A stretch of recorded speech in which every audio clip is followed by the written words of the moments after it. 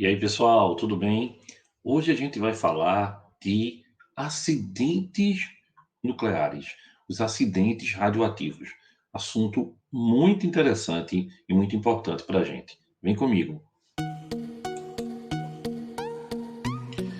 Pessoal, a energia nuclear, ela corresponde hoje em dia a aproximadamente 20% da geração de energia no nosso planeta. Então, olha bem, apesar dela não gerar efeito estufa, de não gerar chuva ácida, ou seja, ser uma energia limpa, o perigo dela se encontra na alta radioatividade e na possibilidade que algumas usinas têm de ter um acidente, e esse acidente pode ser devastador, pode chegar mesmo a colocar países, continentes em riscos. Então, por exemplo, o acidente que todos nós conhecemos, por exemplo, o de Chernobyl, em 1986 é o maior desastre nuclear da história. Ocorreu na antiga União Soviética, na região que a gente hoje chama de Ucrânia, tá certo? Esse acidente, pessoal, aconteceu no dia 26 de abril de 1986. Um reator da usina apresentou um problema técnico, liberando uma nuvem radioativa com, pessoal, olha bem, 70 toneladas de urânio, 70 toneladas de urânio, 900 de grafite radioativo, isso mesmo, tudo na atmosfera. O acidente, pessoal, é responsável pela morte de mais de 2,4 milhões de pessoas nas proximidades. E olha, o nível dele é nível 7, o mais grave na escala internacional de acidentes.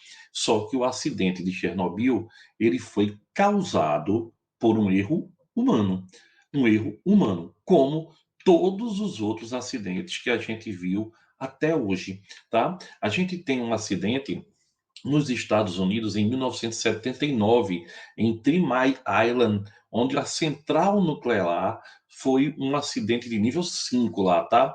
Na escala internacional. Esse acidente em 1979, pessoal, aconteceu na capital da Pensilvânia. A usina sofreu um aquecimento exagerado devido a um problema mecânico, mas aí, por sorte, ela não chegou a explodir. Os técnicos ainda conseguiram liberar gases e vapores. Então, olha bem, nesse acidente não houve casos de morte em razão da radiação, mas cerca de 25 mil pessoas na época entraram em contato com gases que foram liberados para evitar o aumento da pressão e, logicamente, a explosão. A gente também teve um acidente em 1957 em uma cidade da União Soviética e tem um acidente no Brasil, o do Césio 137. Então tem vários acidentes. Vamos dar uma olhadinha. Bem, pessoal, o de Chernobyl foi um teste. O pessoal da usina nuclear, vocês devem assistir até a série que tem, né, na HBO, é muito interessante, é muito, muito legal, vale a pena assistir. Ou então um documentário da Discovery. Então, pessoal, as pessoas que estavam tomando conta ali do reator eram mais pessoas indicadas pelo Partido Comunista da época do que pessoas com capacidade técnica.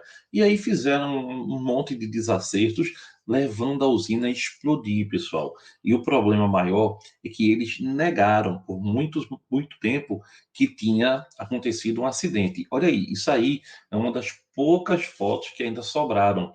Vê bem, o reator aqui, ó, ele está exposto. Então foram tentadas várias e várias maneiras para evitar que a radiação saísse. Uma nuvem radioativa ficou sobre a Suécia. Foi só aí que se descobriu que tinha tido um acidente. Na época existia o que se chama de cortina de ferro, né? De um lado os Estados Unidos e do outro lado a União Soviética. Então isso aí seria uma passar a imagem de fraqueza, de que aconteceu um acidente e tal. Então eles tentaram segurar ao máximo. E aí as tentativas foram inúmeras. Para você ter uma ideia, chegou um momento, pessoal, que eles fizeram por baixo dessa usina uma câmara fria, tá? Para congelar, para tentar baixar a temperatura e fazer com que o reator né, baixando a temperatura, não continuasse queimando tanto a ponto de poder de novo ter novas explosões. Não adiantou. Depois passavam helicópteros por cima do reator, e olha, esse pessoal que foi envolvido nesse processo, todos ou morreram ou ficaram com sequelas sérias, com cânceres, com problemas de toda a monta. Então eles passavam e jogavam chumbo com boro e areia. E olha que coisa impressionante, para tentar tampar, antes mesmo do chumbo e da areia e do boro bater no reator, estava tão quente, que eles já, pessoal, mudavam de estado físico, não chegavam nem a tocar na superfície. Então só teve uma saída, a comunidade toda juntou-se na Europa e fizeram o que se chama de sarcófago. O sarcófago é construir uma estrutura de concreto e chumbo por cima, e o reator está lá queimando até hoje. Esse sarcófago, depois de 20 anos, começou a dar sinais do tempo e fizeram o quê? Construir um outro sarcófago por cima dele. E assim vai, não tem como mexer. Lembre-se que fatores físicos não alteram a radioatividade, né? Isso é muito sério. Pessoal, outro acidente conhecido é o de Fukushima, no Japão. Esse daí teve a questão de ter tido um tsunami, né? Então, o tsunami, ele atingiu fortemente a região de Fukushima, e a usina, nesse caso, o reator, não foi diretamente atingido, mas a água de resfriamento, ela entrou no reator, então ela ficou contaminada e ela voltou para o mar. Então, o que é que aconteceu? É um acidente que teve exposição de isótopos radioativos por culpa da água, mas ele tem um grau bem menor, né? A gente ainda vai saber mais no futuro, mas tem um grau bem menor de problema, né? Embora essa água foi, pode ser impressionante, essa aconteceu em Fukushima, né? E a água radioativa, ó, ela se espalha por toda essa região. Imagina, pessoal, é muito sério, né? Um acidente nuclear. E no Brasil acontece o maior acidente urbano da história. Por que urbano? A cidade de Goiânia, tá aí no estado de Goiás, um grupo de médicos de uma clínica abandonam uma cápsula de raio-x. Raio-x não é radioatividade, mas dentro da cápsula tem césio-137, que é radioativo.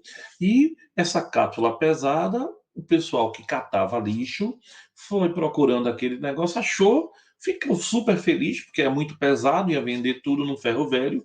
Chegaram, venderam no ferro velho.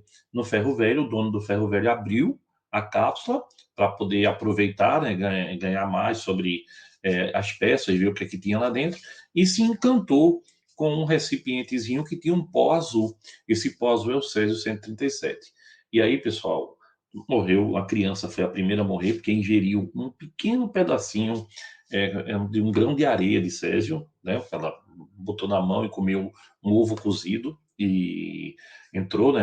Ela morreu. Morreu muita gente também, muita gente ficou com sequelas que não se sabe, não se tem uma argumentação até hoje preparada, condizente com a realidade, e um caso clássico de ignorância científica. Infelizmente, né, as pessoas não tinham nem como saber.